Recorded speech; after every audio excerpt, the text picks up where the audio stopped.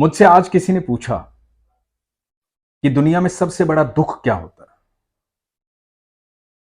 तो मैंने कहा, ईश्वर का ना होना। क्योंकि जब ईश्वर साथ होते हैं तो जिंदगी में कभी दुख होता ही नहीं है। नमस्कार दोस्तों, मैं हूं अनुज शर्मा। ये किस्सा है श्रुति क्रांतिकर का। पुणे की रहने वाली। वहां पुणे में सह्याद्री हॉस्पिटल में, दीनानाथ मंगेशकर हॉस्पिटल में कैंसर जेनेटिक्स डिपार्टमेंट में काम करती थी। महाराष्ट्र सांगली में उनका जन्म हुआ। बचपन से ही उनके घर में भक्ति का माहौल था। कृष्ण की पूजा होती थी। बचपन से ही कृष्ण भजन गाती थी, भजन सुनती थी। शादी हो गई पुणे में। पति सॉफ्टवेयर इंजीनियर। वहां भी वो भजन का सिलसिला चलता रहा, सुनने का और गाने का। सन 2020 में ये प्रेग्नेंट थी। तो इनके पति कई बार मजाक में बोलते थे कि इतने भजन मत सुना करो, बच्चा हरी हरी बोलता हुआ आएगा। 2020 में कोविड के दौरान इनके पति के दादाजी एक्सपायर हो गए, बुढ़ापे की वजह से, उम्र की वजह से। लेकिन ये जब अंतिम संस्कार में सब सम्मिलित हुए, लोग इकट्ठा हुए, तो पूरे परिवार को कोविड हो गया। ये प्रेग्नेंट थी, 9वां महीना शुरू हुआ था। डिलीवरी का समय आ गया, लेकिन इनको कोविड था। हालत खराब थी। उन दिनों हॉस्पिटल में जगह भी नहीं मिल रही थी, कहीं एडमिशन हो ही नहीं रहा था। लेकिन इनके पति के एक दोस्त हैं, डॉक्टर अमोघ पाठक, पुणे में ही। उनसे बात हुई।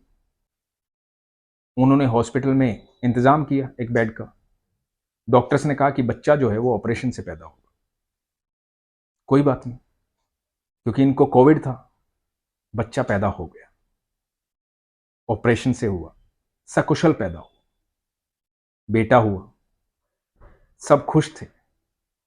उसी शाम इनकी हालत बहुत ज्यादा खराब हो गई। ब्रीदिंग की प्रॉब्लम आ गई डिलीवरी के बाद। इतनी ज्यादा प्रॉब्लम आ गई कि इनको नॉर्मल रूम से आईसीयू में भर्ती करना पड़ा।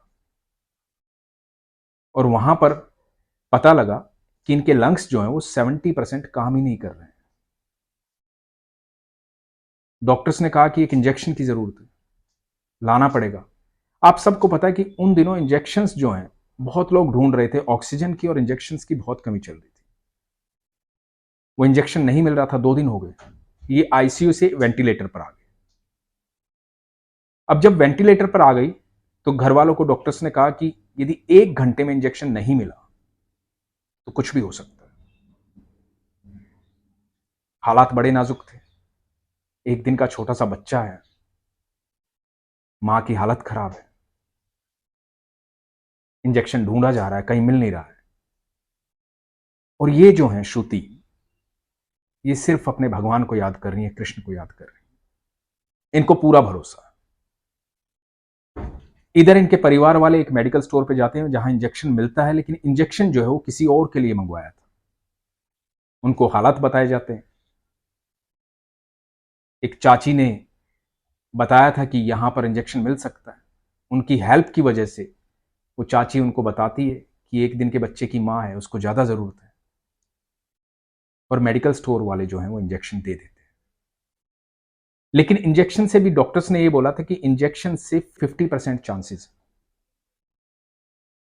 इंजेक्शन मिलता है, हालात थोड़े सही होते हैं।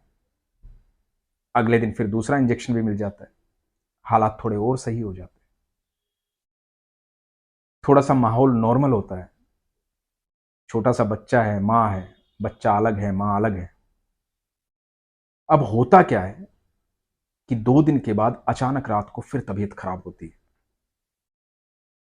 हॉस्पिटल से घर फोन पहुंचता है। पति फोन उठाते हैं, उनको बोला जाता है कि अगले 10 मिनट में कुछ भी हो सकता है, आप प्रिपेयर रहिए। वो सरवाइव नहीं कर पा रही थी, हालात नाजुक हो गए थे।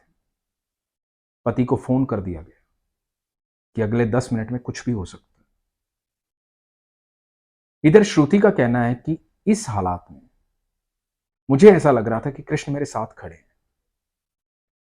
कृष्ण मुझे बार बार कह रहे हैं कि तुझे अभी सोना नहीं है। और ये बेहोशी की हालत में है। इसे मोर मुकुटधारी भगवान श्री कृष्ण दिखाई दे रहे हैं। इसके साथ खड़े हुए। जो श्रुति है भगवान की बच्ची है, ईश्वर की बचपन से प्रार्थना करती आई, उसका भाव यही है कि मेरे ईश्वर मुझे बचा लेंगे। और कृष्ण से कह रहे हैं कि नहीं, तुझे सोना नहीं है। इतने में एक नर्स आती है, हिलाती है, उठाती है कि उठो, आपका जो बच्चा है ना वो आपको देख रहा है, आपका बेटा इंतजार कर रहा है। और ये बोलती कि नहीं, मुझे सोने दो, क्योंकि इन्हें कृष्ण दिखाई दे रहे हैं। इधर पति जो है घर में, जिनको अभी अभी बताया गया है कि 10 मिनट में कुछ भी हो सकता है, वो अपने घर के भगवान के मंदिर में जाते हैं, घर के मंदिर में भगवान के सामने बैठते हैं और भगवान से बोलते हैं कि उसने बचपन से तेरा ही नाम जपा है, कृष्ण कृष्ण कृष्ण कृष्ण कहते थकती नहीं है। मेरी श्रुति को कुछ हो गया ना, मैं जिंदगी भर बात नहीं करूंगा। और ये कहते कहते पति रो रहे हैं भगवान के सामने, भगवान से प्रार्थना कर रहे हैं। उधर प्रार्थना हो रही है, इधर कृष्ण जो है साथ में खड़े हुए। और कुछ देर बाद पति के पास फोन पहुंचता है डॉक्टर्स का कि वो पहले से ठीक है। कुछ दिन बाद माँ और बेटे को छुट्टी मिलती है, वो घर पहुंचते हैं। बेटे का नाम शौनक है, पुणे में रहते हैं वो लोग। कितनी खूबसूरत बात है ये कि जब आप ईश्वर पर विश्वास करते हैं तो वो आपका हाथ कभी नहीं छोड़ता, कभी भी नहीं छोड़ता। दिक्कत तब आती है जब आपको शंका हो जाती है। जो लोग ये कहते हैं ना बार बार कि मैं भगवान की पूजा करता हूं लेकिन काम नहीं हो रहा, ये लेकिन काम नहीं हो रहा ये कहना ही शंका है। जब आप विश्वास करते हैं तो पूरा करें, आखिरी हद तक करें और देखें फिर चमत्कार। जब ईश्वर साथ होते हैं तो चमत्कार प्रतिदिन प्रतिपल होते हैं। मेरी ईश्वर से प्रार्थना है कि ईश्वर शौनक को, श्रुति को, उनके पति को और डॉक्टर अमोघ पाठक को, सबको खुश रखे। और खास तौर से उन चाची को जिन्होंने मदद की इनकी, उस मेडिकल स्टोर वाले को, सबको ईश्वर खुश रखे। आप ईश्वर पर अपना विश्वास मजबूत रखिए, घबराइए मत, परेशान मत होइए। वो आपके साथ है, हर पल साथ है, हर क्षण साथ है।